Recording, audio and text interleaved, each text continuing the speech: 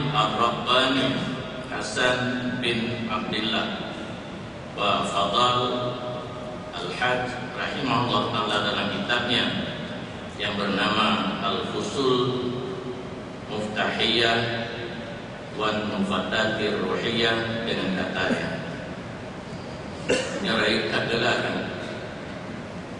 Al-Arif Billah.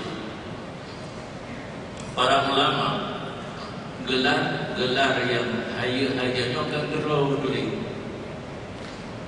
murid atau para pengikut yang menurut hasil penilaian mereka itu ulama tersebut betul sudah tingkat arif billah. Mereka kesarjanaan di S1, S2, S3 kan dia gerau yang itu nulis profesor, kata tak lumba ada tu ni lumba profesor tu nanti bagi Pak Alman di banyak bila pula baru buat profesor itu yang pula nak profesor nanti harus buat karangan tesis sekian kan, kemudian sidang dah baca di depan di dosen bertanya kita jawab baru jadi nanti tulis itu maka tadi baju kena serban baju makom sabah alhamdulillah ada ya gelarnya orang lain yang beri pangkat IBD orang yang ada yang dalam tentara, dalam PNS dan sebagainya. Hidup gerau di pangkat gelar pun agaknya. Apalagi Al-Alim Rabbani. Alim Rabbani ini orang yang memperoleh ilmu pengetahuan bukan dengan belajar. Ilmu ilham. Agaklah ni orang bayar gede nak merupakan ilmu ilham. Bayar boleh hati kan yang hati kita aku tahu karena begitu lahir hati bersih duduk yang berbuat dosa hati tahu boleh cuma hati yang aku tahu yang supaya hati cemerlang kepada Allah Mahfud hati kata mulut Allah Mahfud akan datang ilmu dunia iaitu alim Rabbani maksudnya yang alim muktasabi punya ilmu tapi dengan berusaha dengan belajar orangnya mana Al-Arif Billah dengan betul-betul dari Allah kita ada dari Allah sifat dua puluh orangnya dari Allah kekalan tapi kan mata oleh kalan mata hati nanti kalan mata hati kalau ada rumah nanti atau di rumah di hotel Honda pada kuda menunci kalan di nama mata hati itu kan biu tete kok menduli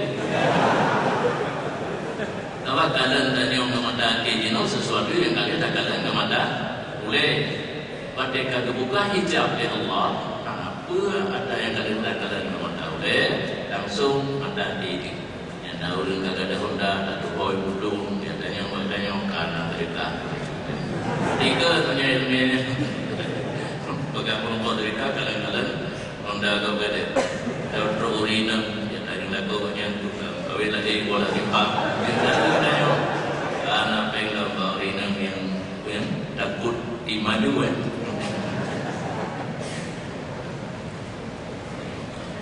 yang kemudian Arif Billah Al-Alim Rabbani qad taqarrara madhhabu Sufyan al-yawm qad taqarrara sa'iril madahib wa sara madhhaba mustaqilan bi usulihi wa furu'ihi wa ahkamihi wa sa'iri ma yata'allaqu bihi faman arada tahqiqa wa tafaqqaha fihi qadara 'alaihi bil qira'ah ala masyayikh wa mutala'atul kutubil musannafah fihi ala atamma ma yakun. Artinya sungguhnya telah tetap madhab ahli sufi pada hari ini yakni pada masa sekarang ini seperti tetap segala madhab yang empat itu dan jadilah ia seolah-olah madhab yang mustaqil dengan usulnya yakni ilmu usuluddin dan furu'nya yakni ilmu fikih dan segala hukumnya yakni segala hukum haram dan halal dan hukum batal dan sah dan barang yang tergantung dengan barang yang bergantung dengan dia. Maka barang siapa berkehendak akan mengetahui segala hakikat ilmu itu dan berkehendak memahami akan barang yang di dalamnya itu, niscaya kuasa ia atasnya dengan membaca segala kitab yang dikarang oleh masyayikh ahli sufi kepada ulama ahli sufi dan kuasa mentelaah akan segala kitab yang dikarang oleh mereka itu di dalam itu atas sempurna pengetahuannya itu. Karena di dalam segala kitab karangan ahli sufi itu telah terhimpun di dalamnya ilmu usuluddin dan ilmu fikih dan ilmu tariqah dan ilmu hakikat. Bermula ilmu yang menghimpunkan di dalamnya akan segala ilmu tersebut itu yaitu dinamakan akan dia ilmu tasawuf yang sebenar-benarnya. Bak jamun deken hinolang kitabnya jamun Cino. Yang Cino ke Cino yo. Cino rodi bak mata gemari gedulit li Arif billah al-alim Rabbani Hasan bin Abdullah Bafadal al-Had, bahwa ilmu tasawuf kan ditetapkan lagi tetapnya ilmu fikih dalam beberapa mazhab. Ilmu fikih beberapa imam yang lain, Imam Hanafi, Maliki, Syafi'i dan Hambali. Ilmu tasawuf dua imam, Junaid Baghdadi dan Imam Al-Ghazali. Ilmu tauhid dua imam, Ibu Hasan Asy'ari, Imam Hasan Asy'ari dan Imam Abu Mansur Maturidi. Rupanya awal mazhab itu yang ada tentang ilmu fikih. Ilmu tasawuf belum dibukukan. Awal dibukukan ilmu fikih. Jadi pada menulis kitab Mukhtasar Ihya'nya oleh Imam Ghazali dinyatakan bahwa ilmu tasawuf pun mazhab sufiyah pun sudah dibukukan dan jadi suatu mazhab yang tersendiri, punya kaidah usulnya tersendiri, punya furu'nya tersendiri dan punya segala hukum dan segala sesuatu yang ada sangkut pautnya dengan ilmu tasawuf. Jadi kalau kita berminat untuk mempelajari, ya silakan membaca kitab guru-guru bidang tasawuf dan mutalaah kitab-kitab yang telah diiktibarkan, yang telah diibaratkan dengan ibarat yang paling sempurna. Jadi jangan apa ya? Yang mengurai dia karena kita kahil garang. Tetapi berhati-hati karena di samping kitab yang dikarang oleh para ulama mu'tabar, nanti kitab-kitab yang dikarang oleh guru-guru yang karang mu'tabar, ataupun karangan para ulama mu'tabar tapi pembahasannya terlalu tinggi, tidak boleh dibaca oleh orang yang belum sampainya ilmunya ke sana. Termasuk yang dalam bidang tasawuf, Futuhat Al-Makkiyah karangan Ibnu Arabi. Ini bukan Tuhan lagi baca, kita baca. Ma fi jaybi illallah. Tidak ada di kantong bajuku malaikat Allah. Yang model-modelnya tulisan kitabnya. Kita tak baca aja. Bahkan ruh dah begah Ibnu Arabi yang Nabi Doli kagak pergi. Ya begah. Tuhan lagi baca. Menanti Ibnu Al-Farid, dia pernah mengatakan Subhani, Maha suci aku. Kata-kata Subhanallah itu hanya kepada Allah, karena pengertian daripada Subhanallah, Maha suci Allah daripada segala sifat yang tidak layak. Jadi kalau seseorang mengatakan Subhani, aku Maha suci daripada sifat yang tidak layak, menyamakan dirinya dengan Allah. Ibnu Al-Farid pun salah, maka karangannya tidak boleh. Termasuk halal, al-halal anal haq, akulah yang hak. Al-haq itu kan nama Allah, luhul haqqu jalla jalla. Tapi luhul haqqu jalla jalla salah. Tak boleh kita lain apa kan? Kira apa ni? Wallahu jalla jalaluh, Ar-Rahmanu jalla Luhur itu adalah hujung daripada janda lu. Boleh pakai. Dipakai orang tajwid dari orang kampung. Luhur Rahman jalla luhur kada orang bodoh. Padahal jalla lu. Maha besarlah kebesarannya Allah. Kamu kenal kan?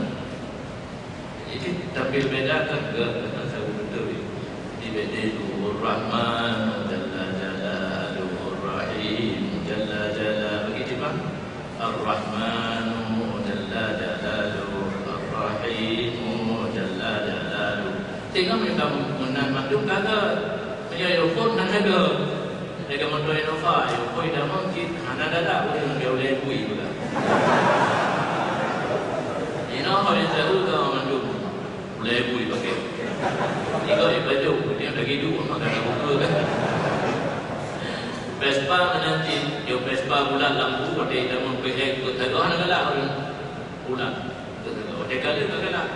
Ya, tinggal galak apa punya pergi sawah bulan lampu. Ya kan? Yang kaya tentunya. Dunia, pak yang tinggal galak katanya kado anak galak. Dia tinggal anak galak kado galak tu.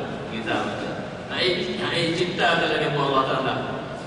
Allah Taala pada miliar penduduk dunia. Ibu sahabat mantu kalau bawa hidup dengan apa? Beda pula ini. Apa? Menyatakan mengenai duri bedanya ada kembar matang. Dia terdidik dan berbeza. Mantu sepintas lalu sirah kerja. Yang nanti kita ya. Yang ke? Jadi itu pulau. Jadi ya. Ilmu tasawuf terkumpul dalam kitab atau mazhab yang di dalam ini berdua. Sampai lompat-lompingan. Berapa ilmu tasawuf? Satu bukan ilmu tasawuf, 6 bukan ilmu tasawuf, tapi di dalamnya tetap 3. I'tiqad, fikih dan tasawuf. Yang mula-ulang lebih. Kalau ulang-ulang lebih gimana pun? Dia orang yang pegang. Dua boman dan kita beri ulang-ulang pegang. Yang lain kita beri ulang-ulang pegang. Jadi dalam kitab yang ditulis oleh Imam Ghazali kan amal heboh, usuluddin, fikih dan tasawuf dan segala sesuatu yang sangkut paut dengannya. Berarti dia yang kena memahami hakikat ilmu tasawuf ya, pelajarilah kitab Ihyaul-Ulumuddin atau kitab-kitab yang lain yang merupakan karangan Imam Ghazali yang di dalamnya tetap 3. Usuluddin sebagai akidah atau i'tiqad, fikih untuk mengetahui halal haram dan sebagainya, dan tasawuf untuk mengetahui ilmu yang hati. Dan barang siapa tiada masbul dalam menuntut ilmu tasawuf itu, maka ada mereka itu alamat orang yang kurang iman. Anda pun ilmu levelnya 2 macam menjadi. Anda iman. 2 macam. Dah kita tahu, dah fikih ada punya, dah orang minta peng. Nah kalimat yang ada orangnya, yang berfikih jin, dia berfikih pakai di darida pada ku, yang sudah hukum lagi peng.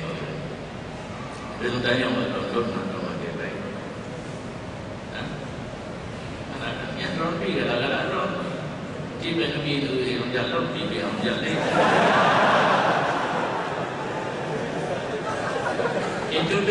Itu tu kamu yang orang minta peng ngejari dah.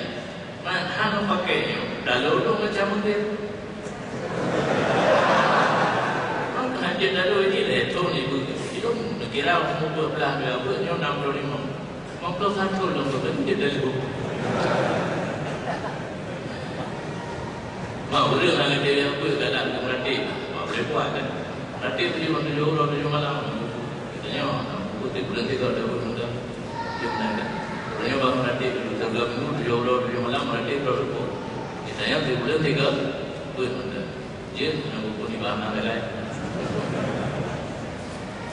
Lagi kurang akal umat. Hana iman, hana akal dan kurang agama. Lepas boleh. Demikianlah disebutkan akan dia oleh Syekh Husain bin Abdullah dalam kitabnya yang tersebut itu. Maka sayugianya orang yang berkehendak kemenangan dalam akhirat menuntut ilmu tasawuf dan mengajarkan dia seperti orang yang menuntut, yang mengajarkan ilmu yang lainnya itu. Karena barang siapa menuntut ilmu tasawuf itu niscaya terkaya ia daripada ilmu yang lainnya. Adapun ilmu yang lain daripada ilmu tasawuf itu tidak terkaya ia daripada ilmu tasawuf itu. Dan jika ia ulama yang sebesar-besar sekalipun, ini ada ulama yang juga mungkin nyokong mana tu benar juga ilmu tasawuf apa kan? Yang kata bila itu belum berlumba. Leh, ini walau itu tasawuf tetapi karena nanti punya apa? Iman dalam hati tapi boleh hati tapi kita barang aku info milik apa ke menyong itu tanah bedoi ada mana ada suri tidak akan berhasil. Demikian materi mukadimah yang kita sampaikan. Sekarang kembali kepada MC. Hadirin jamaah kajian dan staf yang berbahagia, para pendengar radio RRI 101 Aceh, Radio Baitur Rahman, audio streaming di Mesra dan radio lainnya dimanapun Anda berada. Alhamdulillah, sungguh beruntung pada malam ini kita menghadiri majlis ilmu. Coba kita bayangkan para malaikat, seluruh isi langit dan bumi, hingga ikan di lautan dan semut di dalam lubang pun mendoakan para penuntut ilmu. Baiklah, sekarang kita masuki dalam sesi tanya jawab, baik secara langsung ataupun via dan SMS melalui nomor HP 0823 604180. Sekali lagi kami ulangi 0823 604180. Baiklah, selanjutnya kami buka pertanyaan secara langsung. Kita mulai dari itu.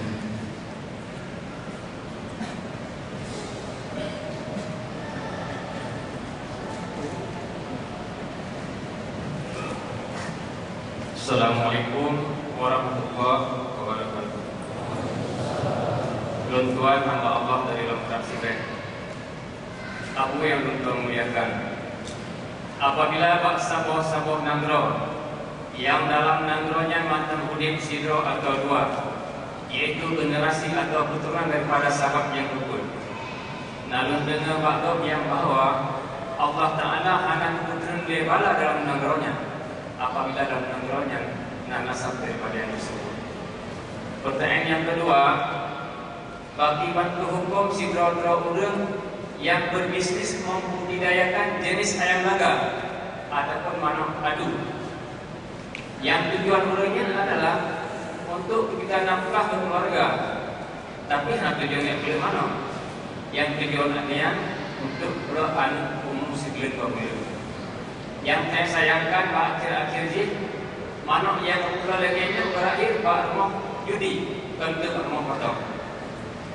Pertanyaan yang ketiga, bagi bantu saboh-saboh kekuatan zikir berjamaah dan saboh kekuatan zikir batin.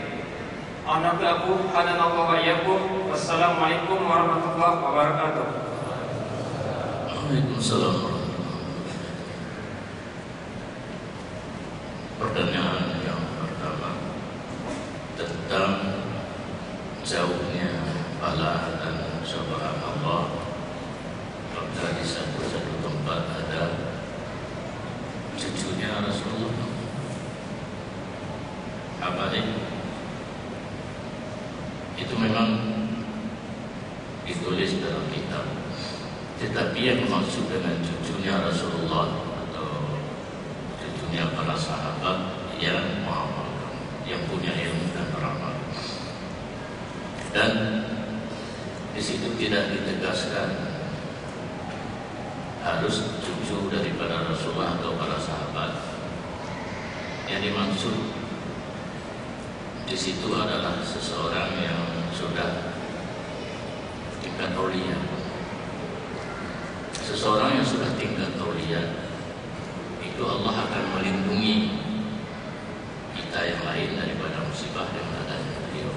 Dan disinilah faedah yang untuk umum. Karena yang namanya abid setelah dia memiliki ilmu yang tiga tadi, tauhid sebagai dasar, fikih dan tasawuf, dia tidak mengajar, tidak mengembangkan ilmu, dia mengamalkan ilmu. Dia tidak peduli sesuatu hal yang lain, tidak berpolitik. Mungkin kalau ada pilkada, pemilu, dia golput. Karena urusan itu, urusan masyarakat, dengan membersihkan diri, mendekatkan diri kepada Allah. Faedah ibadahnya itu untuk dia sendiri. Yang untuk umum itulah terhindar kita yang lain daripada musibah dengan adanya dia. Ini pun kalau Allah menghendaki. Karena sebagaimana tsunami yang sudah lewat 10 tahun yang lalu, ini apakah di bumi Aceh nggak ada lagi aulia? Ataupun di Aceh besar ini nggak ada aulia? Atau di tempat-tempat yang mana ada tsunami tidak ada aulia? Ada, tapi Allah sudah menghendaki yang demikian. Karena walaupun bagaimana jaminan, tetapi bila Allah menghendaki sebaliknya, ini qada dan qadar Allah yang berlaku. Ini contoh yang paling dekat. Kita masing-masing punya 10 malaikat yang menjaga kita di waktu siang, 10 malaikat yang menjaga kita di waktu malam. Yata'aqabuna fikum malaikatun bil-lail wa malaikatun bin-nahar. Itu malaikat tidak ada tugas yang lain selain menjaga kita. Bukan yang menulis di kiri kanan ini, itu lain, hafazah. Tetapi kenapa ada yang masuk kululu dalam kuning? Kululu itu apa bahasanya? Filulu. Kenapa ada yang masuk kululu dalam kuning? Itu Allah memerintahkan saat dia menghendaki supaya si A itu masuk kululu dalam kuning, dia perintahkan malaikat jangan dikawali. Dengan telinga itu suka dengar yang bohong-bohong. Tak mau. Ini menanjir. Allah menghendaki musibah tsunami seperti pada yang telah lalu. Ada para aulia. Satu saat Allah berdengung aulia yang mendoa, dan bisa saja baik berdengung ya Allah, mana yang berdoa? Ana ma'adru ibadah. Baiklah, ana berdoa Allahumma rifa'ana wala'ana. Dia doa macam ini berbohong. Rata-rata orang doa nanti Allahumma rifa'ana wala'ana di Rabbana adina di dunia sangat awli. Dia tahu yang ding-ding. Jadi dengan berkat seorang yang sudah dekat dengan Allah, apakah dia keturunan Rasulullah, keturunan para sahabat, terhindar kita daripada yang ini adalah salah satu manfaat untuk umum daripada dia sebagai seorang aulia. Tetapi kalau ulama yang mengembangkan ilmu, tadi Habib dia punya ilmu yang tiga yang untuk dia amal sendiri. Seorang ulama dia punya ilmu yang tiga tapi dikembangkan sehingga banyak terjadi para ulama, lahir para ulama yang lain. Ini ternyata faedah ilmunya berkembang kepada orang yang lain. Yang tadi tidak mengajar itu faedah untuk umum, terhindar bala. Pertanyaan yang kedua,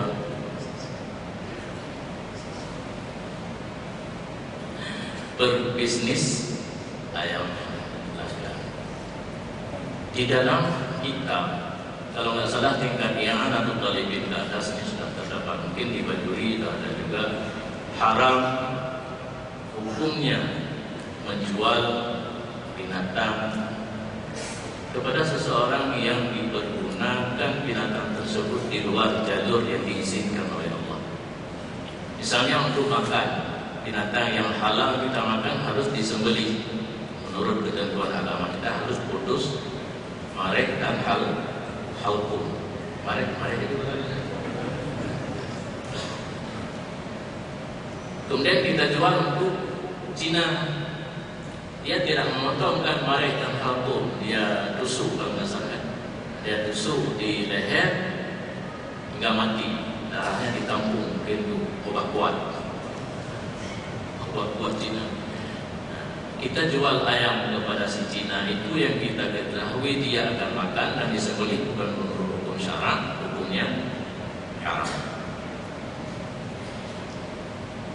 Kita jual binatang untuk dilagakan, udah berdiri ke urung pupuk, udah lumah duduk ke urung pupuk, hukum di haram. Kalau yang tadi mau budi dayakan kepegat bibit mana, ke mana, bela sama juga.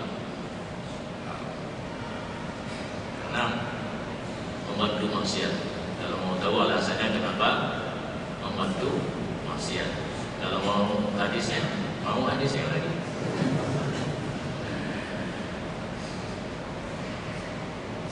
Man a'ana ala maksiatin fahuwa syarikun lah. Barang siapa menolong seseorang yang berbuat maksiat, orang itu berfungsi dengan orang yang berbuat maksiat. Ada perampok ingin merampok seseorang yang sedang lari dikejar. Dia tanya kepada kita, oh bagi apa itu? Yang benar, kanafi dan yang wajib. Maka hukum di sini wajib sulit. Jadi tak ada yang ada orang yang nak berpuji hari untuk sulit. Coba orang itu dah merampok, dia kan sulit. Lah apa kena? Kalau kamu merampok fee bang merampok.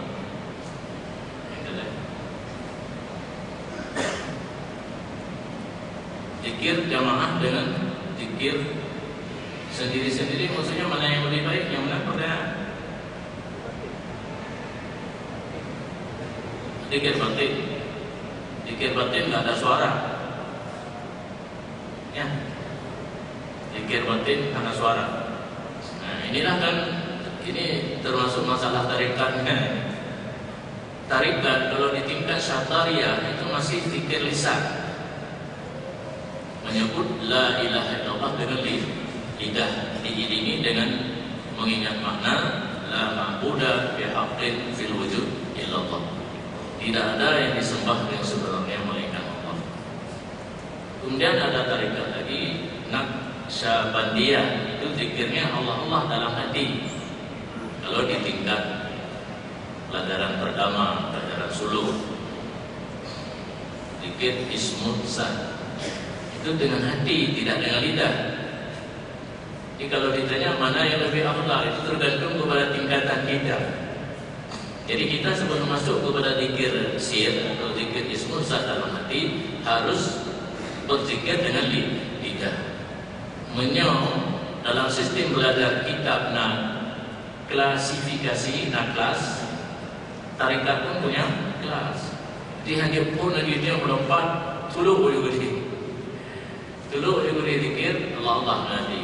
Jadi kadang-kadang mereka tak boleh bertawajuh kepada Allah dengan yang lekat orang tawajuh dengan berjanji kauliya.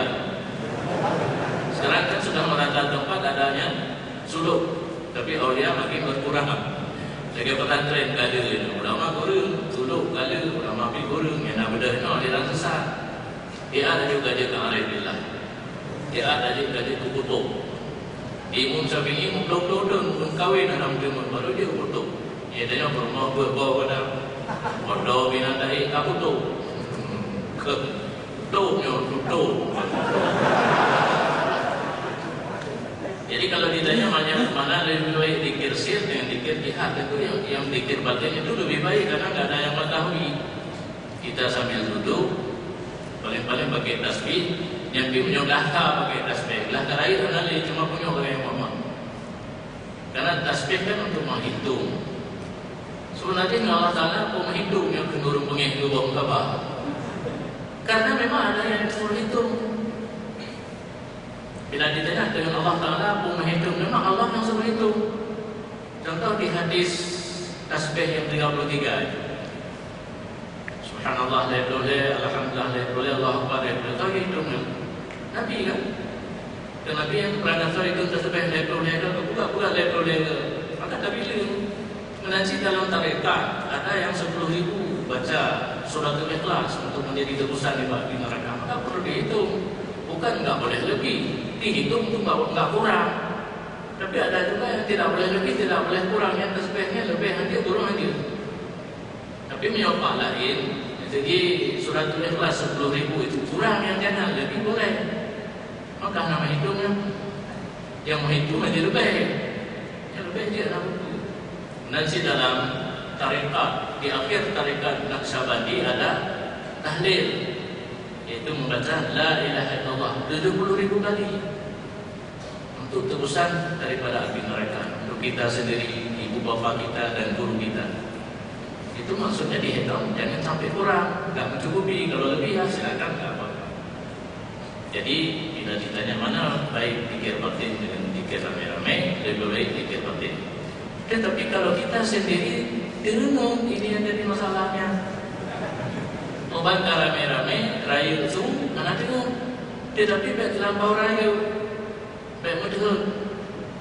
Rayu lagi baik mudah. Nama orang.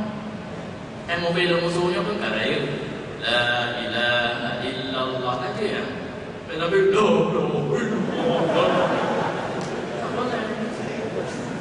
karena Rasulullah sahabat dua dalam peperangan, beberapa tempat muji. Rupanya dia bukan dengan tempat muji, memang dia Cina. Yang hadir dan ikut taksir, dia punya kekuatan sama dengan Allah. Karena kita tadi, ya Allah kita sakit, sakit dia yang hadir. Untuk kopi itu kita hadir beberapa yang semuanya belum deh. Ikut Nabi Arbi'un ala anfusikum fa innakum la tad'una asamma wala ghaiba. Kamu butuh baju berayaan. Karena yang datang rumahnya bulan tiup.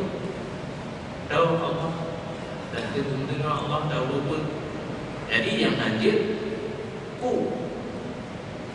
jadi nasir, nadihar, narafa. Rafa ini yang tidak boleh. Jihar boleh. Menyasir beda bedro.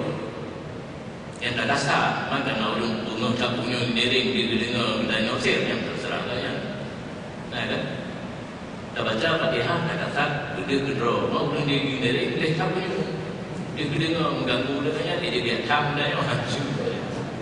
Jihad dia dua hero ulung di dering. Ini Rafa. Surah gure-gure lundawai. Tengah malam dudung rumah. Kena ada lagi baju yang terafak yang larang. Jadi menyambut zikir lagi suara pohon malam dudung rumah lagi baju yang ini. Menyerai itu dengan rayu itu kurang jaga mandung serempak serendak mandung beget pemdedet yang mudah-mudahan aku. Ya. Menyobek itu gerak baca terus ya, sebab dalam istilah tasawuf, ya, tasawuf tingkat tinggi lebih zub maka dia kan mursyid dalam tarikat tak dikirkan mengasuh. Nah orang yang ada mudah kalau menari-nari nah yang mudah menari getam karena seorang mursyid dia harus mengetahui siapa yang sebenarnya orang itu. Jadi yang tidak pegang, yang kedua, yang tidak pegang, pit. Dengan karena terhadap dia, karena kasut dalam zikir pun mudah melingkar di anak larang. Maka dalam tasawuf menari, ahli sufi juga menari. Supaya dia tak menari, tak menari lagi itu. Lagi saat ini Pak Muradib mudah Pak itu ada melingkar-lingkar dengan berzikir. Tetapi mursyid yang benar dia tahu siapa orangnya. Dia mudah pegat-pegat, pelemah-pelemah baurin dan dengan mudah karena Allah. Jadi bila ditanyakan bagaimana mempancat-pancat di sana berzikir, ada yang boleh, ada yang tidak. Yang mempancat karena pengaruh zikirnya itu karena zul, ini tidak mengapa, tapi yang pegat-pegat, pelemah-pelemah baurin ya.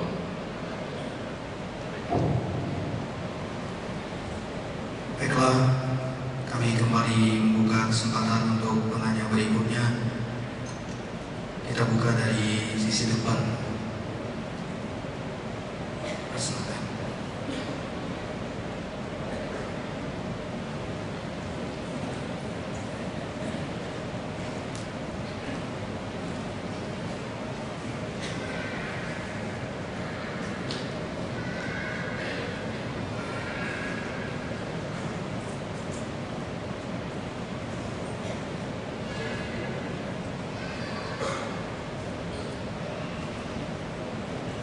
Assalamualaikum warahmatullahi wabarakatuh. Abu yang mulia, hadirin berbahagia, saya Muhammad Ilham. Berikut ini ada beberapa soalan yang juga mewakili daripada kawan-kawan kami yang masa ini dengan ikut pengajian hijrah yang agak jauh. Abu yang mulia, menurut riwayat kami pernah mendengarkan bahwa sampai sekarang ini masih ada 4 orang Nabi atau Rasul yang masih hidup. Jika memang benar demikian, di manakah mereka sekarang dan apa kerjanya?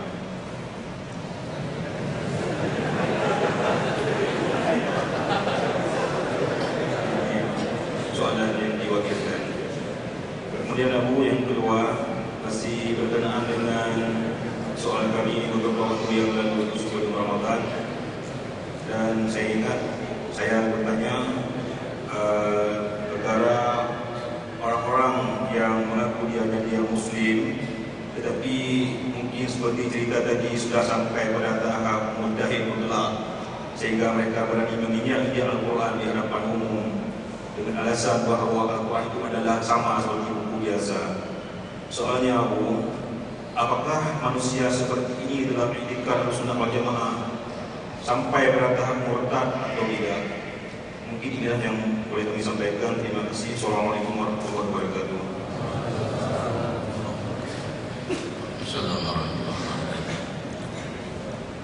Memang benar 4 orang Nabi yang masih hidup.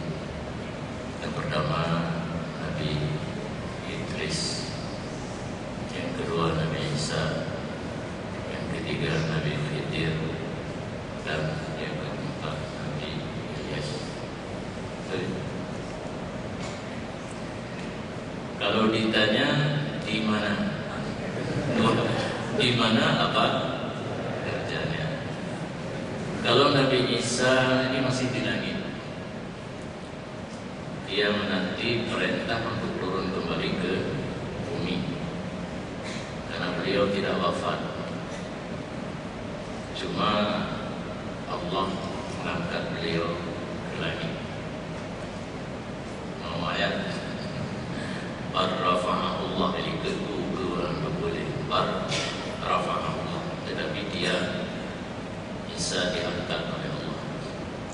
Karena yang masuk Nasrani 2 orang, membunuh Nabi Isa. Yang keluar 1 orang, ini yang jadi masalah. Masuk 2 orang, keluar 1 orang, 1 meninggal. Jadi orang itu mengatakan Isa dibunuh. Kalau Isa yang dibunuh, kemana kawan yang ini 1 lagi? Karena dia masuk 2 orang, keluar 1 orang. Maka Allah menyatakan jawabannya ada di dalam Al-Quran. Wa ma qataluhu wa ma salabuhu walakin syubbiha lahu. Mereka itu tidak membunuh Nabi Isa, mereka itu tidak mensalib Nabi Isa, tetapi kawan yang masuk tadi diserupakan Allah dengan Nabi Isa, maka dia membunuh. Saat dia keluar, kawannya tidak ada lagi. Orang Nasrani pun sendiri ragu tentang terbunuhnya Nabi Isa. Maka dua masalah walakin syubbiha lahum. Sampai sekarang mereka itu ragu karena kawannya hilang. Nah, ilmiah